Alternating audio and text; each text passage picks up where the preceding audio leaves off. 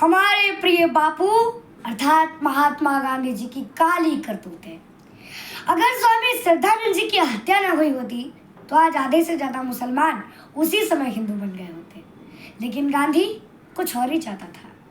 1920 के दौरान स्वामी श्रद्धानंद जी हिंदुओं के सबसे बड़े धार्मिक गुरु थे और वे आर्य समाज के प्रमुख थे और उनकी लोकप्रियता के आगे ये गांधी बहुत बौना साबित हो रहा था। मुसलमानों द्वारा हो रहे हिंदुओं के धर्मांतरण के जवाब में स्वामी श्रद्धानंद जी ने 1923 ईस्वी में शुद्धि आंदोलन प्रारंभ किया। शुद्धि आंदोलन का प्रमुख कार्य मुसलमानों को वापस हिंदू धर्म से दीक्षित करना था। आंदोलन की कुछ ही वर्षों में लाखों मुसलमानों ने घर वापसी कर ली और हिंदुओं का धर्मांतरण भी लगभग रुक सा गया था। स्वामी जी और उनके आंदोलन से हिंदू समाज में एक ऐसी मानसिक क्रांति उत्पन्न हुई थी जिसे शताब्दियों तक मैंने देखा गया था। एक ऐसा माहौल तैयार हो गया था कि मुसलमान सामने से आकर स्वामी जी के चरणों में शुद्ध हो रहे थे। लेकिन गांधी को न स्वामी जी पसंद आ रहे थे और न ही उनका शुद्धि आंदोलन।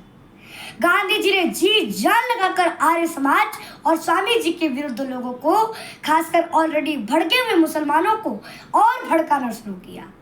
उसने यंग इंडिया में कई आर्टिकल्स लिखे जिन्होंने आग में तेल डालने का काम किया, जिसका असर यह हुआ कि 23 दिसंबर 1926 ईस्वी के दिन अस्वस्थ स्वामी जी पर अब्दुल रशीद नामक मुसलमान ने 3 राउंड गोलियां उनके सीने में दाग दी। गांधी को जो चाहिए था वो शायद काम हो गया था। मुसलमानों ने स्वामी जी की हत्या को एक उत्सव की तरह सेलिब्रेट किया और हत्यारे अब्दुल रशीद को गाजी की उपाधि से भी नवाजा।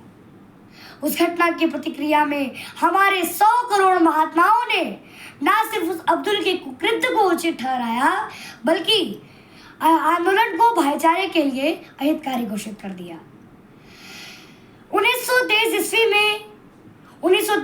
में 6 दिसंबर 1923 ईस्वी में गांधी जी ने जो कुछ भी कहा, गुवाहाटी में जो कुछ भी कहा, उसके अंश कुछ इस प्रकार है। समाज सुधारक को ऐसी कीमत चुकानी ही पड़ती है। मैं अब्दुल रशीद को अपना भाई मानता हूँ और उसे हत्या का अपराधी नहीं मानता, हत्यारा भी नहीं मानता। यह हम पढ़े लोग हैं जिन्होंने अब्दुल रशीद को उन्मादी बनाया। मैं अब्दुल रशीद की ओर से वकालत करने की इच्छा रखता हूँ और स्वामी श्रद्धानंद जी की हत्या में कुछ भी अनुचित नहीं है। ऐसे हैं हमारे प्रिय बापू उर्फ महात्मा गांधी जी।